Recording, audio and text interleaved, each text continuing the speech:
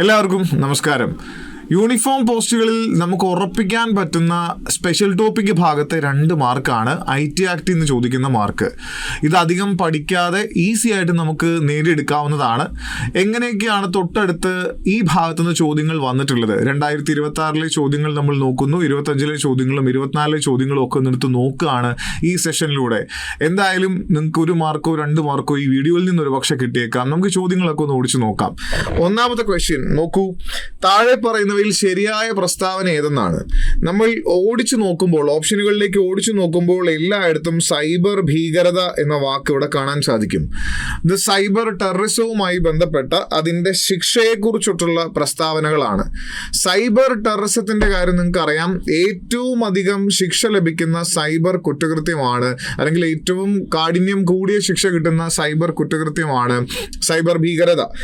ഇതിൽ ഏറ്റവും കൂടിയ ശിക്ഷ എന്ന് പറയുന്നത് വധശിക്ഷയാണോ അല്ലയോ എന്ന് ആലോചിച്ചാൽ മതി. ഒരിക്കലും സൈബർ കുറ്റകൃത്യത്തിന് പരമാവധി ശിക്ഷ വധശിക്ഷ വരില്ല. ഇത് വരില്ല. പിന്നെ എത്ര വരെ വരും?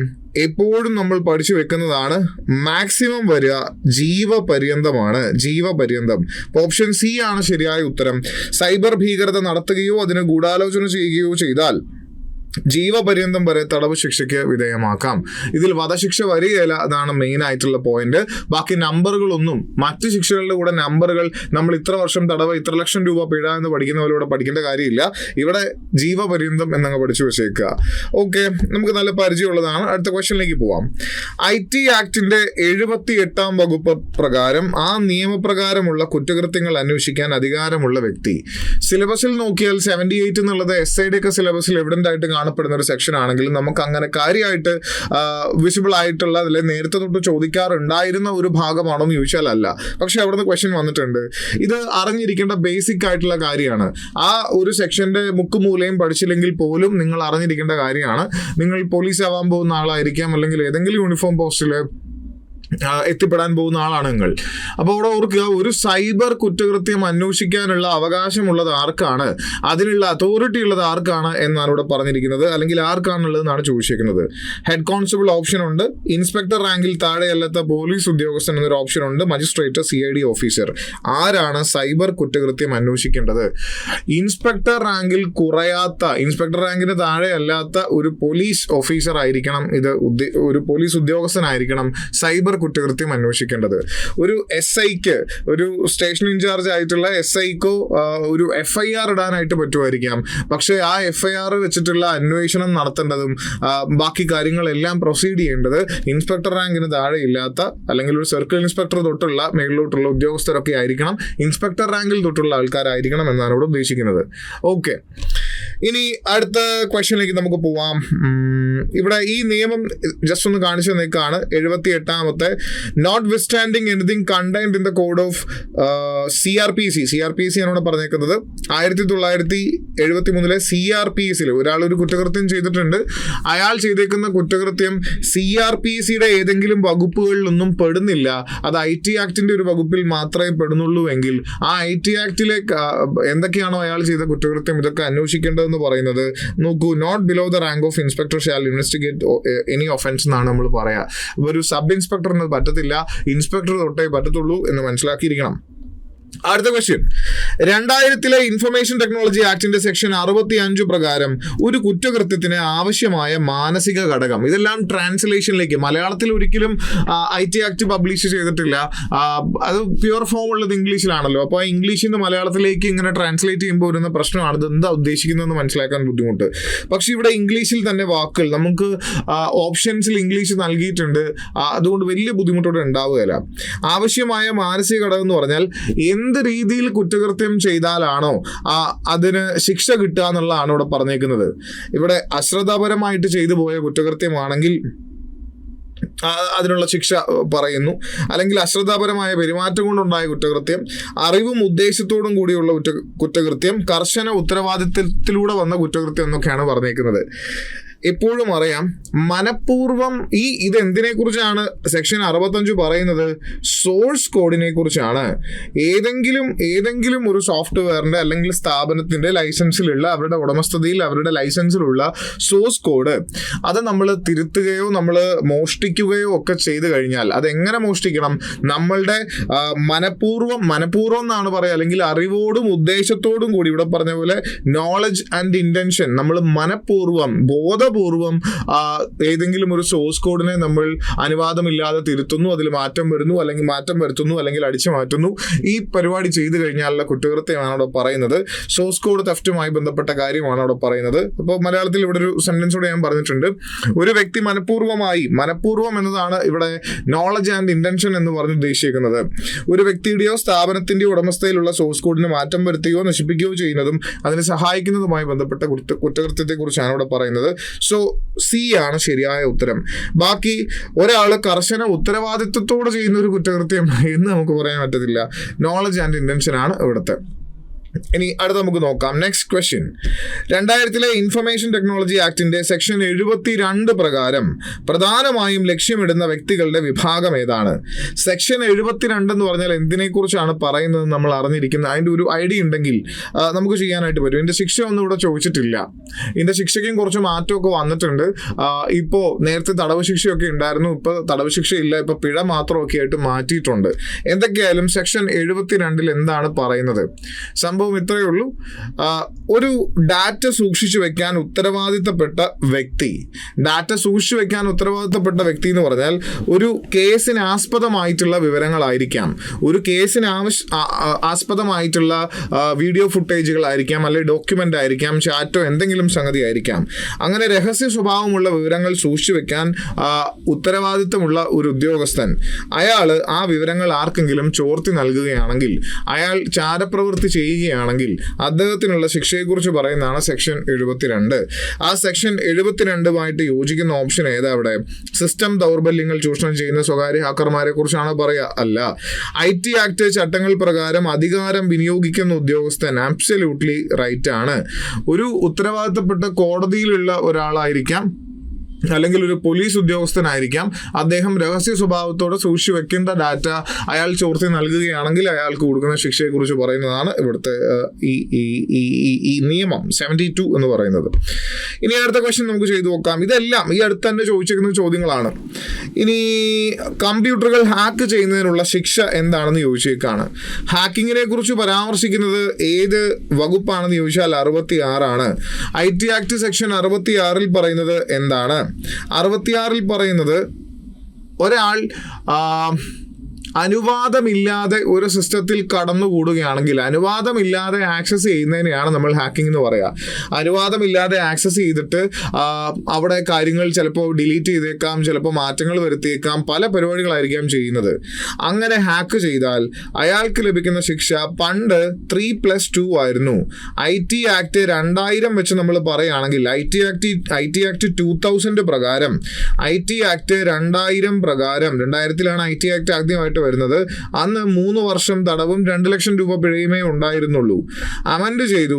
IT ആക്ട് 2008 വന്നപ്പോൾ, IT അമെൻമെന്റ് ആക്ട് വന്നപ്പോൾ അത് 3+5 ആയി. ഇപ്പൊ ഇവിടെ നിലവിലെ ആൻസർ ആയിട്ട് നമുക്ക് ചൂസ് ചെയ്യാൻ പറ്റുക 3 വർഷം തടവ് അല്ലെങ്കിൽ 5 ലക്ഷം രൂപ പിഴ, അല്ലെങ്കിൽ രണ്ടും. ഇതാണ് ശരിയായിട്ടുള്ള ഓപ്ഷൻ. ഇനി അടുത്ത ക്വസ്റ്റ്യനിലേക്ക് നമുക്ക് പോവാം. മുൻകൂർ അനുമതി ഇല്ലാതെ കമ്പ്യൂട്ടർ ആക്സസ് ചെയ്യാന്ന് പറഞ്ഞാൽ അതെന്താ? അത് ഹാക്കിങ്ങാ. ഹാക്കിങ്ങിനെ കുറിച്ച് പറയുന്ന വകുപ്പ് ഏതാന്ന് ഇപ്പൊ പറഞ്ഞു നിർത്തിയുള്ളൂ. വകുപ്പ് ഏതാ? 66.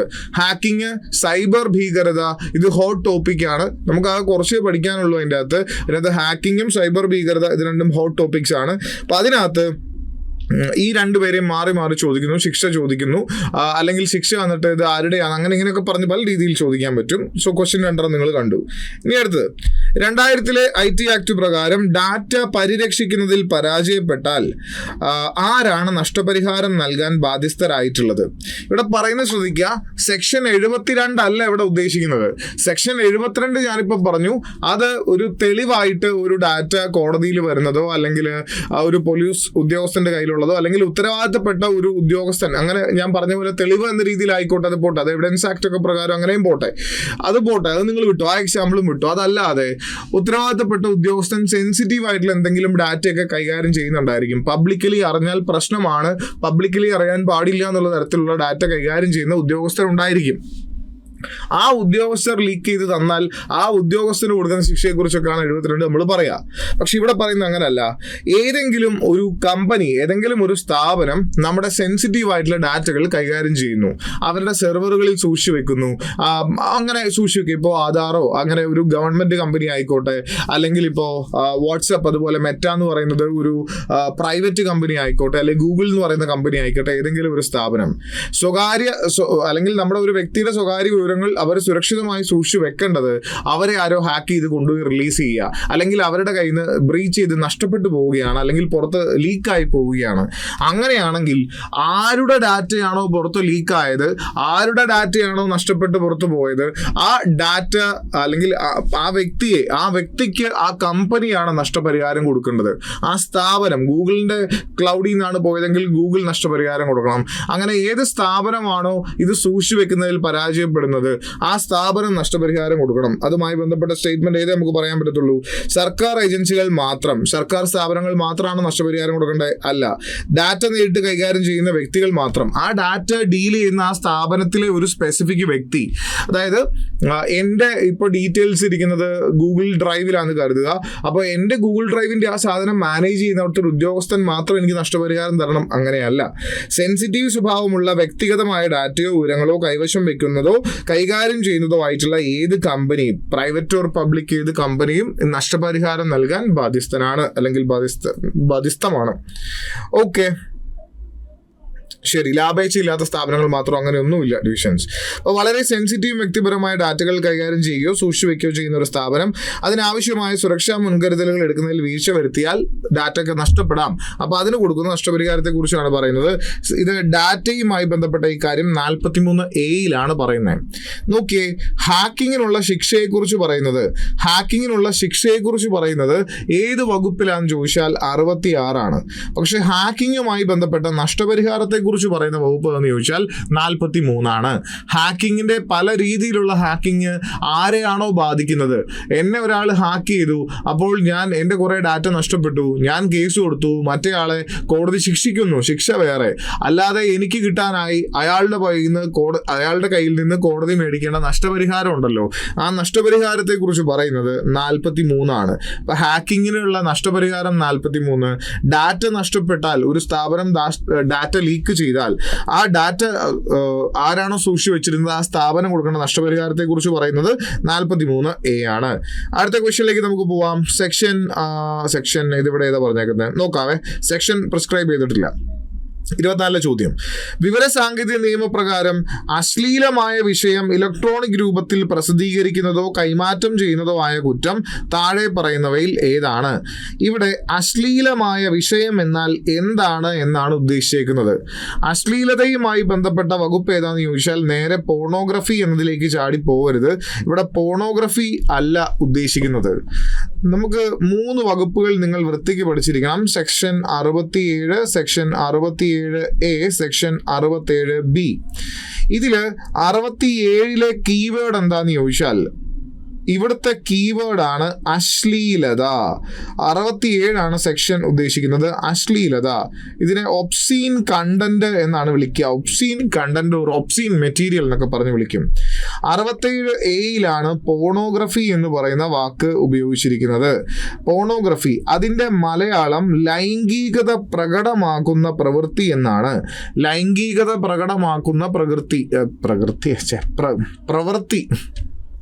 അപ്പോൾ അതാണ് 67. ലൈംഗികത ഇപ്പം രണ്ടും തമ്മിലുള്ള വ്യത്യാസം എന്താണെന്ന് ചോദിച്ചു കഴിഞ്ഞാൽ, അശ്ലീലത എന്ന് പറയുമ്പോൾ അത് ജസ്റ്റ് ഒരു സെക്ഷൽ ഇൻ്റർകോഴ്സ് ഇല്ലാത്ത എന്തെങ്കിലും ആയിരിക്കാം, അങ്ങനെ ഒരു സംഗതി ആയിരിക്കാം, അല്ലെങ്കിൽ അങ്ങനെ ഒരു ദൃശ്യമായിരിക്കാം അതിനകത്ത് ഉണ്ടാവുക. അപ്പോൾ പോണോഗ്രഫി എന്ന് പറഞ്ഞാൽ സെക്ഷൽ ഇൻ്റർകോഴ്സ് ഒക്കെ കാണിക്കുന്ന തരത്തിലുള്ള വീഡിയോ ദൃശ്യങ്ങൾ ഒക്കെ ആയിരിക്കാം. 67B എന്ന് പറഞ്ഞാൽ കുട്ടികളുമായി ബന്ധപ്പെട്ട പോണോഗ്രഫിയൊക്കെ, കുട്ടികളുമായി ബന്ധപ്പെട്ട സെക്ഷലി അത് കുറച്ചുകൂടെ ഇൻറ്റൻസിഫൈ ചെയ്ത് ചെയ്തേക്കുന്ന അല്ലെങ്കിൽ കുറച്ചുകൂടെ ഇൻറ്റൻസിറ്റി ഉള്ള ഒരു ഭാഗമാണ് ചൈൽഡ് പോണോഗ്രഫി എന്നാണ് പറയുക. അതിൽ കുട്ടികളുമായി ബന്ധപ്പെട്ട ലൈംഗികത പ്രകടമാക്കുന്ന ദൃശ്യങ്ങൾ പ്രചരിപ്പിച്ചാൽ മാത്രമൊന്നുമല്ല ശിക്ഷ. കുട്ടികളുമായിട്ട് കുട്ടി എന്ന് ഡിഫൈൻ ചെയ്തേക്കുന്ന 18 വയസ്സിൽ താഴെയുള്ള ഏതൊരു വ്യക്തിയുമായിട്ടും നമ്മൾ ലൈംഗിക ചുവയോടെ സംസാരിക്കുന്നത് പോലും വീഡിയോ കോളിൽ, ചിലപ്പോൾ അവരുമായിട്ട് വീഡിയോ കോളിൽ ഒരു ഇൻട്രാക്ഷൻ ആയിരിക്കും ഉണ്ടാവുക. അങ്ങനെയുള്ള പ്രവൃത്തി ഇതെല്ലാം ഈ ആക്ടിന് അടിയിൽ വരുന്നതാണ്, ഇതിൽ ഉൾപ്പെടുന്നതാണ്. അല്ലാതെ അവരുമായി ബന്ധപ്പെട്ട വീഡിയോ പബ്ലിഷ് ചെയ്യുക, ട്രാൻസ്മിറ്റ് ചെയ്യുക, പ്രൊഡ്യൂസ് ചെയ്യുക, അത് മാത്രമല്ല കുറ്റകൃത്യം, അല്ലെങ്കിൽ അത് കാണുക, ഉപയോഗിക്കുക, ഇത് മാത്രമല്ല കുറ്റകൃത്യം എന്ന് പറയുന്നത്. ഈവൻ അവരുമായിട്ടുള്ള സംസാരം, ഈവൻ ചാറ്റിംഗ്, അങ്ങനെ അല്ലെങ്കിൽ അവരെ പലതിനും പ്രേരിപ്പിക്കുക എന്ന് പറയുന്നത് പോലും ഇതിനകത്ത് കുറ്റകൃത്യമായിട്ട് വരുന്നതാണ്. അപ്പോൾ ഈ 3 ഓർത്ത് വെക്കണം. അപ്പോൾ ഇവിടെ സെക്ഷൻ 67 ഏറ്റവും ബന്ധപ്പെട്ടത് ഏത് സ്റ്റേറ്റ്മെൻ്റ് ആണ്? എന്താണ് അശ്ലീല വിഷയം?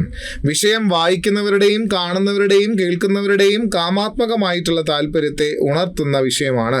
അതായത് കണ്ടന്റ് എന്ന് പറയുന്നത് ചിലപ്പോൾ ഒരു ലിറ്ററേച്ചർ അല്ലെങ്കിൽ റൈറ്റിംഗ്സ് എന്തെങ്കിലും ആയിരിക്കാം, അല്ലെങ്കിൽ വീഡിയോ ആയിരിക്കാം, അല്ലെങ്കിൽ ഓഡിയോ ആയിരിക്കാം.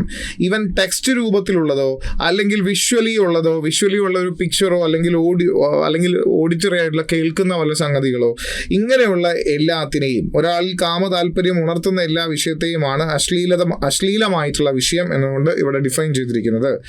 ഇനി സർക്കാരിന്റെ നയങ്ങളെ അതിനെ വിമർശിക്കുന്നു. എങ്ങനെയാണ് അശ്ലീലമാവുക? ലൈംഗികത പ്രകടമാക്കുന്ന പ്രവൃത്തിയോ പെരുമാറ്റമോ ഉൾക്കൊള്ളുന്ന, ലൈംഗികത പ്രകടമാക്കുന്ന പ്രവൃത്തി എന്ന് പറഞ്ഞാൽ കുറച്ചുകൂടെ ഇന്റൻസ് ആയിട്ടുള്ള പോണോഗ്രഫിയാണ് ഉദ്ദേശിക്കുന്നത്. പോണോഗ്രഫി 67A ആണ്, പക്ഷെ ഇവിടെ അല്ല. ഈ വാക്ക് ശ്രദ്ധിക്കുക. അശ്ലീലമായ വിഷയം, ഒബ്സീൻ മെറ്റീരിയൽ കണ്ടന്റ് 67 ആണ് ഉദ്ദേശിക്കുന്നത്. സോ ചോദ്യം വരും. ഇനി 2000 വിവരസാങ്കേതിക നിയമപ്രകാരം ഒരു വ്യക്തിയുടെ സമ്മതമില്ലാതെ അയാളുടെ സ്വകാര്യ മേഖല, ശ്രദ്ധിച്ചോണേ, പ്രൈവറ്റ് ഏരിയ, സ്വകാര്യ മേഖലയുടെ ചിത്രം മനഃപൂർവ്വമോ ബോധപൂർവമോ, നോയിങ്ലി, ഇന്റൻഷനലി നമ്മൾ മനഃപൂർവ്വമായി പകർത്തുന്നു, പ്രസിദ്ധീകരിക്കുന്നു, പ്രക്ഷേപണം ചെയ്യുന്നു, ഇതിനുള്ള ശിക്ഷ. ഇനി പ്രൈവറ്റ് പാർട്ടുകളുടെ, ഒരു പ്രൈവറ്റ് ഏരിയയുടെ ചിത്രങ്ങൾ എടുക്കുന്നതും അത് പകർത്തുന്നതും ഇതെല്ലാം പ്രൈവസിയുമായി ബന്ധപ്പെട്ട ആക്റ്റാണ്. പ്രൈവസിയുമായി ബന്ധപ്പെട്ടത് വയലേഷൻ ഓഫ് പ്രൈവസി എന്ന് നമ്മൾ പറയും. പ്രൈവസി എന്ന് പറയുന്ന ഈ അങ്ങ് നീട്ടി ഓർത്താൽ മതി. 66E ആണ്. 66E പ്രകാരമുള്ള കുറ്റകൃത്യം നിങ്ങൾ പഠിച്ചു വെക്കേണ്ടത് 3+3+3+2 ആണ്. 3+2 എന്ന് പറയണം. കുറച്ചുകൂടെ ഇന്റൻസിറ്റി ഉള്ള കുറ്റകൃത്യമാണ്. അപ്പം ഇവിടെ 3+2ന്റെ 2 ഓർത്തില്ലെങ്കിലും ഇവിടെ ഓപ്ഷനിൽ നിന്ന് പിക്ക് ചെയ്യാം. 3ൽ തുടങ്ങുന്ന ഒരു ഓപ്ഷൻ മാത്രമേ ഉള്ളൂ. 3 വർഷം വരെ തടവോ 2 ലക്ഷം രൂപ വരെ പിഴയോ അല്ലെ രണ്ടും കൂടിയോ. ഇനി ഇതല്ലാതെ വേറൊരു ഓപ്ഷനും വേണമെങ്കിൽ വരാട്ടോ. അങ്ങനെ അങ്ങ് റൗണ്ട് ചെയ്യാനും പറ്റുകയില്ല, മൊത്തം വായിക്കണം. മുകളിൽ പറഞ്ഞിരിക്കുന്ന ഒന്നും അല്ല എന്നും പറഞ്ഞൊരു ഓപ്ഷൻ കൂടി ഉണ്ട്. അതുകൊണ്ട് ഫുള്ള് വായിച്ച് നോക്കുന്നത് തന്നെയാണ് നല്ലത്. അപ്പം ഈ ഭാഗത്തു നിന്നുള്ള കുറ്റകൃത്യങ്ങളും ശിക്ഷയൊക്കെ ചോദിച്ചാൽ നിങ്ങൾ ഓർത്തിരിക്കേണ്ടത് 66 3+5 ആണ്. 66 A നമുക്ക് പഠിക്കാനില്ല, അതിപ്പോൾ നീക്കം ചെയ്തതാണ്. സുപ്രീം കോടതി സ്ക്രാപ്പ് ചെയ്തേക്കുന്നതാണ്. 66 ഒഫെൻസീവ് ആയിട്ടുള്ള മെസ്സേജുകൾ, സന്ദേശങ്ങളൊക്കെ അയക്കുന്നത് കുറ്റകൃത്യമാണെന്നും പറഞ്ഞായിരുന്നു, അത് പിന്നെ നീക്കം ചെയ്തു. ഇതിൻ്റെ അകത്ത് 66 BO CO DO, ഇത് മോഷണം മുതൽ സ്വീകരിക്കുന്നതുമായി ബന്ധപ്പെട്ട BO, ഐഡന്റിറ്റി തെഫ്റ്റുമായി, ഒരാളുടെ വ്യക്തിഗത വിവരങ്ങളുടെ മോഷണവുമായി ബന്ധപ്പെട്ട CO, അല്ലെങ്കിൽ ഒരാളെ ചീറ്റിംഗ് ബൈ പേഴ്സണേഷൻ, വഞ്ചനാപരമായി പറ്റിക്കുന്നതുമായിട്ടൊക്കെ ബന്ധപ്പെട്ട DO. ഇങ്ങനെയുള്ള 3 പേർക്കും, ഈ BCDക്കാർക്ക് 3+1 ആണ് ശിക്ഷ വരിക. അത് കഴിഞ്ഞ് പിന്നെ വരുമ്പോൾ സുഹൃത്തുക്കളെ അത് 3+2 ആയിട്ട് മാറും. 3+2, ആ 3+2 ആണ് ഇവിടെ വയലേഷൻ ഓഫ് പ്രൈവസി എന്ന് പറഞ്ഞ് നമ്മൾ കണ്ടത്. ഇനി അടുത്ത ക്വസ്റ്റ്യനിലേക്ക് നമുക്ക് പോവാം, സമയം കളയേണ്ട, മുൻപോട്ട് പോവാം. 2000 വിവരസാങ്കേതിക നിയമപ്രകാരം ഒരാൾ മറ്റേതെങ്കിലും വ്യക്തിയുടെ ഇലക്ട്രോണിക് ഒപ്പ്, പാസ്വേഡ് അല്ലെങ്കിൽ മറ്റേതെങ്കിലും അനന്യമായിട്ടുള്ള തിരിച്ചറിയൽ സവിശേഷത വഞ്ചനാപരമായോ സത്യസന്ധതയില്ലാതെയോ ഉപയോഗിക്കുന്നവർക്ക് ലഭിക്കുന്ന ശിക്ഷ ഏതാണ്? ഓക്കെ, വഞ്ചനാപരമായോ സത്യസന്ധതയില്ലാതെയോ ഉപയോഗിക്കുന്നവർക്ക് ശിക്ഷ കിട്ടുന്നത്. ഈ വിവരങ്ങൾ നോക്കണേ. ഒരാളുടെ ഇവിടെ പറയുന്ന കാര്യങ്ങൾ, ഇലക്ട്രോണിക് ഒപ്പ്, പാസ്വേഡ്, അങ്ങനെ തിരിച്ചറിയൽ സവിശേഷത, ഒരാളുടെ ഐഡന്റിറ്റിയുമായിട്ട് ബന്ധപ്പെട്ട കാര്യമാണ്. അത് നമ്മൾ ഉപയോഗിക്കുന്നത്, ഒരാളുടെ ഐഡന്റിറ്റിയുമായിട്ട് ബന്ധപ്പെട്ട കാര്യങ്ങൾ എടുത്ത് ഉപയോഗിക്കുക എന്ന് പറഞ്ഞാൽ ഐഡന്റിറ്റി തെഫ്റ്റ് എന്ന് വേണമെങ്കിൽ നമുക്ക് പറയാം. ഐഡന്റിറ്റി തെഫ്റ്റ് എന്ന് വേണമെങ്കിൽ വിശേഷിപ്പിക്കാം. ഓക്കെ, ഇനി ഇങ്ങനെയുള്ള സാധനങ്ങൾ എടുത്തിട്ട് ഒരാളെ ഈ സാധനങ്ങളൊക്കെ എടുത്തിട്ട് നമ്മൾ ഫിഷിംഗ് എന്ന് പറഞ്ഞ പരിപാടി മെയിനായിട്ട് ഇതുമായിട്ട് ബന്ധപ്പെട്ടതാണ്. നമ്മളെ വിളിക്കുന്നു, നമ്മൾ ബാങ്കിൽ നിന്നാണ് വിളിക്കുന്നത്, അല്ലെങ്കിൽ പിന്നെ ക്രെഡിറ്റ് കാർഡിൻ്റെ ഭാഗത്തു നിന്നാണ് വിളിക്കുന്നത്. അപ്പോൾ ഇതൊന്ന് അപ്ഡേറ്റ് ചെയ്യണം, നിങ്ങൾ ആ ഡീറ്റെയിൽസ് പറഞ്ഞുതരും, OTP പറഞ്ഞുതരും എന്നൊക്കെ പറഞ്ഞ് ചോദിച്ചാൽ ആ OTP എന്ന് പറയുന്നത് പോലും ഒരാളുടെ യുണീക്ക് ആയിട്ടുള്ള ഐഡന്റിറ്റി ആയിട്ട് ബന്ധപ്പെട്ട സാധനമാണ്. അപ്പോൾ ഈ വക സാധനങ്ങളെല്ലാം ഐഡന്റിറ്റി തെഫ്റ്റ് അഥവാ 66ന്റെ CO ആയിട്ട് നമുക്ക് ബന്ധപ്പെടുത്താം. BO CO DO ഏതെങ്കിലും ആവട്ടെ 3+1 ആണ് ശിക്ഷ വരിക. ഇപ്പൊ 3+1 ഉള്ളതിൽ 3ൽ തുടങ്ങുന്ന 1 മാത്രമേ ഉള്ളൂ. നോക്കിയേ, 3 വർഷം വരെ തടവും 1 ലക്ഷം രൂപ പിഴയുമായിരിക്കും ഇതിന്റെ കുറ്റകൃത്യം വരുന്നത്. ഒരു ടേബിൾ പോലെ സെറ്റാക്കി പഠിക്കാം. നമ്മുടെ ക്ലാസ്സുകൾ നിങ്ങൾ കണ്ടാലും മനസ്സിലാവും. ഒരു 2 ക്ലാസ് 3 ക്ലാസ് ഒക്കെ ധാരാളം അതിൻ്റെ അകത്ത് നമ്മൾ വൃത്തിക്ക് പഠിക്കുന്നുണ്ട്. ഒരു ടേബിൾ പോലെ ഇത് പഠിച്ച് ഓർഡറിൽ പഠിച്ചു പോരുന്നുണ്ട്. കുറ്റകൃത്യവും ശിക്ഷയും വലിച്ചുവാരി പഠിക്കാതെ എക്സാം പോയിന്റ് ഓഫ് വ്യൂവിൽ വൃത്തിക്ക് നമ്മൾ പഠിച്ചു പോരുന്നുണ്ട്. ഇനി ഇങ്ങോട്ട് നോക്കൂ, നിങ്ങൾക്ക് ഈ സ്പെഷ്യൽ ടോപ്പിക് ഒന്ന് മാസ്റ്റർ ചെയ്യണം. ബാക്കി നിങ്ങൾ പല ബാച്ചുകളിലായിട്ട് ഹിസ്റ്ററി, ജിയോഗ്രഫിയോ, കോൺസ്റ്റിറ്റ്യൂഷനോ ബാക്കിയുള്ള സംഗതികളെല്ലാം നിങ്ങൾ പഠിച്ചിട്ടുള്ളതാണ്. സ്പെഷ്യൽ ടോപ്പിക്ക് മാത്രമാണ് ഇവിടുന്ന് സ്ട്രെസ് ചെയ്ത് പഠിക്കേണ്ടത് എന്ന് നിങ്ങൾക്ക് തോന്നുകയാണ്. അങ്ങനെയാണെങ്കിൽ സിവിൽ എക്സൈസ് ഓഫീസർ എക്സാം വരികയാണ്. ഇതിൽ നമ്മൾ ആദ്യം ചെയ്ത ചോദ്യങ്ങൾ വുമൺ സിവിൽ എക്സൈസ് ഓഫീസറിന്റെ ക്വസ്റ്റ്യൻസ് എന്ന് ചെയ്തിട്ടുണ്ട്. അതുപോലെ സിവിൽ എക്സൈസ് ഓഫീസർ ഡ്രൈവറിന്റെ ചോദ്യങ്ങൾ നമ്മൾ ചെയ്തിട്ടുണ്ട്. അപ്പോൾ ഇങ്ങനെയുള്ള ക്വസ്റ്റ്യൻസ് ഒക്കെ ചെയ്യാനായിട്ട് നിങ്ങളെ പ്രാപ്തമാക്കാൻ IT ആക്ട് മാത്രമല്ല ബാക്കിയുള്ള എക്സൈസുമായി ബന്ധപ്പെട്ട അബ്കാരി ആക്ടും അങ്ങനെ സ്പെഷ്യൽ ടോപ്പിക്ക് കംപ്ലീറ്റ് കവർ ചെയ്യുന്ന ഒരു സ്പെഷ്യൽ ടോപ്പിക് റെക്കോർഡ് ബാച്ച് നമ്മൾ ലോഞ്ച് ചെയ്യുകയാണ്. ബാച്ച് 8-ാം തീയതി സ്റ്റാർട്ട് ചെയ്യുകയാണ്. 8-ാം തീയതി സ്റ്റാർട്ട് ചെയ്യുന്നു. ഫീ വരുന്നത് 799 രൂപ മാത്രമാണ്. അത് 7000 അല്ലേ, 799 രൂപ മാത്രമാണ്. അപ്പോൾ നിങ്ങൾ ജോയിൻ ചെയ്യുക. ആ ഭാഗം കൂടെ, ബാക്കിയുള്ള പോർഷനും പഠിക്കണം, ഈ ഭാഗം കൂടെ പഠിക്കുക. ഒന്ന് ആത്മാർത്ഥമായിട്ട് പഠിച്ചാൽ ആ ഭാഗത്തെ മാർക്കിങ് പോരും. അപ്പോൾ കോമ്പറ്റീഷൻ നമുക്ക് പുഷ് ചെയ്യാം, അല്ലെങ്കിൽ കോമ്പറ്റീഷനിൽ നമുക്ക് മുൻപേ എത്താം, നമുക്ക് ആദ്യം എത്താം. നല്ലപോലെ പ്രിപ്പയർ ചെയ്യൂ. എല്ലാവർക്കും ഓൾ ദി ബെസ്റ്റ്.